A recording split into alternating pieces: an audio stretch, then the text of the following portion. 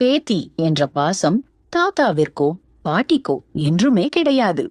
அம்மா அப்பாவை இழந்துவிட்டு ஆறா துயருடன் அமுதவாணி சாந்தா வீட்டு படியேறிய நாளிலிருந்து அப்படித்தாள். அவள் அந்த வீட்டின் ஓரமாக போடப்பட்டிருக்கும் ஒரு பழைய நாற்காலி போலத்தான் அனைவராலும் நடத்தப்பட்டாள். சொந்த தாய்வழி பாட்டி வீட்டில் இதுபோல் மோசமாக நடத்தப்பட்ட முதல் பேத்தி தானாகத்தான் இருக்கும் என நினைத்துக் கொள்வாள் அமுதவாணி. ஆனால் இவளிடம் மட்டும்தான் அப்படி பாராமுகமாக வேண்டா வெறுப்பாக நடந்து கொள்வார்கள் பாட்டியும் தாத்தாவும். இன்னமும் அவர்கள் அருமை பேரனும். அவர்களது மற்ற பேர பிள்ளைகளான் அமிர்தன், ரஞ்சனி, சித்தார், சந்தனா இவர்களெல்லாம் இப்போதும் அவர்களது செல்ல பிள்ளைகளே. குழந்தைகள் போல் செல்லம் கொஞ்சிக் கொள்வார்கள். கண்ணம்மா, பாப்பா, செல்லம் என செல்ல பெயர்கள் இறைபடும். இவள் மட்டும் நாய், கழுதை.